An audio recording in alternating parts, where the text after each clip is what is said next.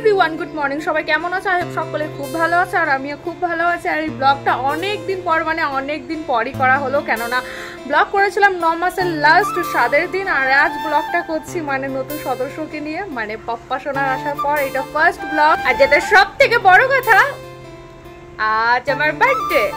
তো আজ আমার বার্থডে, যাই হোক আমার তো বার্থডে নিয়ে সেরকম কিচ্ছু প্ল্যানিং নেই, কিছু না।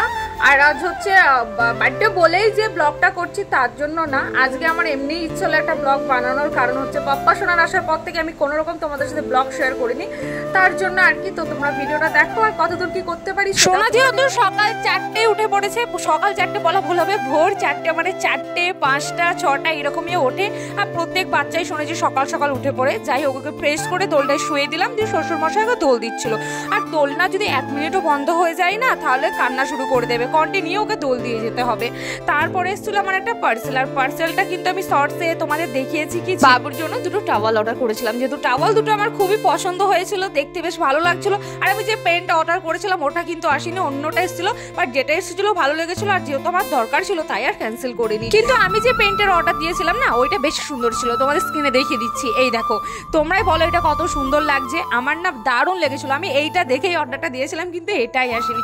যাই হোক, এটাও মোটামুটি খারাপ না, বেশ ভালোই লাগছিল।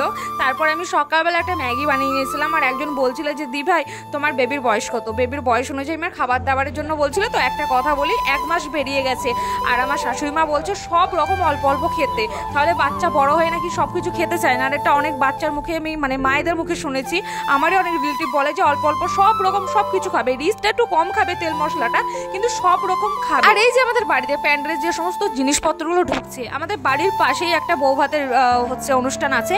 তো আমি ভাবছিলাম ওর জন্যই, মানে কিছু কিছু জিনিস আমাদের বাড়ি সে রেখে দিচ্ছে, যেহেতু বাড়িটা ঘেরা ঘুরো, তো গেট লাগানো আছে, ওর জন্য ভিতরে কিছু জিনিস রেখে দিয়ে যায়। আমি ভাবছি ওদেরই আর কি, কিন্তু এদিকে যে আমার বার্থডের জন্য এগুলো আনা হচ্ছে আমি নিজে জানি না, যেহেতু আমাকে বলেনি, আমি জানি। তারপরে রুমে এসে দেখলাম আমার সোনাটা উঠে গেছে, আর উঠে একা একাই খেলা করছে। তারপরে ওকে তেল ম্যাসাজ করে স্নান করিয়ে দিলাম। আর এই যে সান্ধান করে কিভাবে রিল্যাক্স ভাবে ঘুমোচ্ছে দেখো। আর ওকে আজকে একটু আইলাইনার মতো পরেছিলাম, কাজলের মতোই করে, মানে কাজল ওকে যেহেতু আমি পরাই না তার জন্য আর কি একটু আইলাইনার ভাবে পরিয়ে দিয়েছিলাম। ওটা আইলাইনার না কিন্তু, হ্যাঁ ওটা কাজলই, মানে ওকে টিপ পরাতে গিয়ে কি খেয়ালি মন হলো আমার, হঠাৎ করে ওকে আইলাইনার ভাবে ওইভাবে পরিয়ে দিলাম। তো যাই হোক, আমাদের মানে আজকেই একটা শ্রাদ্ধ বাড়ি নিমন্ত্রণ ছিল। তারপরে স্নান করে ফ্রেশ হয়ে নিলাম, আমিও একটু রেডি শেডিও হয়ে নিলাম, যেহেতু ওখানে খেতে যাবো আর আমি আর সানিই যাবো, তার জন্য ও রেডি হচ্ছিল। আর আমি এখানে একটু ক্যামেরাটা অন করে বা একটু ঢং করছিলাম। তারপরে বেরিয়ে পড়লাম দুজন মিলে, আর গিয়ে পৌঁছেই গেলাম। আর টানা 1টা বছর কিন্তু আমি এই শ্রাদ্ধ বাড়ি খাইনি, যেহেতু প্রেগনেন্সি চলাকালীন নাকি শ্রাদ্ধ বাড়ি নাকি খাওয়াটা নিষিদ্ধ, খাওয়া যায় না, তাই জন্য। আর এসেই শুরু হয়ে গেছে প্রস্তুতি। তারপর আর বুঝতে আর কি বাকি থাকে, আমি কিন্তু বারবার ওকে নিষিদ্ধ করেছিলাম, এখন এই গরমের ভেতরে এত এইসব অ্যারেঞ্জ কিচ্ছু করার দরকার নেই।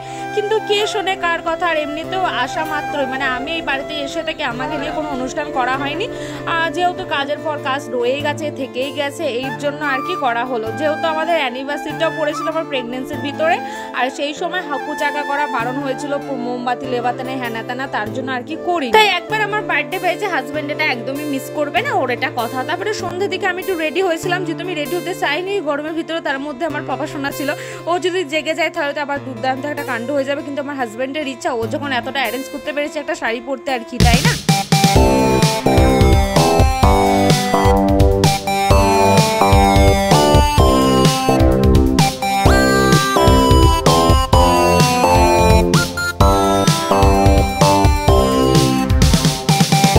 মোটামুটি একটা ভালোই অ্যারেঞ্জ করা হয়েছিল। যখন কেকটা কাটিং করছি না, একটা ভালো মিউজিকও দেওয়া হয়েছিল, মানে গান দেওয়া হয়েছিল, ওটা দিলে হয়তো কপিরাইট দিত, তাই আর কি দিতে পারিনি।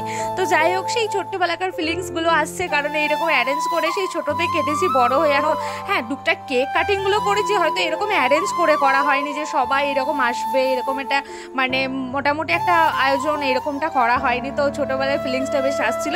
আর এই যে একজন নাচছিল না, মানে একটা গান বাজছিল, নাগিন নাগিন, তাই ওইভাবে নাচছিল। আমি বৌমা হয় হিসেবে, তার জন্য ক্যামেরাটা অন করা মাত্র বলছে এই বৌমা পোস্ট করে দেবে, নাচবো না, এরকমটা বলছিল। তারপরে রুমে এসে দেখি জয়দের 2 ছেলে মেয়ে ঘুমিয়ে গেছে একদম, আর আমারটা ওই যে পিছনে ঘুমোচ্ছে। ও কিন্তু আজকে আমাকে ভালো সময় দিয়েছে, বুঝতে পেরেছে আজকে আমার বিজি রয়েছে, আজকে ডিস্টার্ব করলে হবে না। তো সবাই খাওয়া দাওয়া করে বাড়ি চলে গেছিল, আর আমরা রাত প্রায় 12টা বেজে যায় খাওয়া দাওয়া করতে। তো মেনুতে হয়েছিল সাদা ভাত, ফ্রাইড রাইস, চিকেন কষা, পটল চিংড়ে, দই, মিষ্টি, পাঁপড়। প্রেগন্যান্সি যেহেতু এখনো 3 মাস কমপ্লিট হয়নি, তাই মিষ্টি টক জিনিসটা আমি খাচ্ছি না। বাই দ্য ওয়ে, ভিডিওটা আজকে এত দূরই, কেমন লেগেছে অবশ্যই কমেন্টে জানিও। ভালো লেগে থাকলে অবশ্যই কিন্তু লাইকটা সাবস্ক্রাইবটা করে দিয়ে যেও, কেমনটা।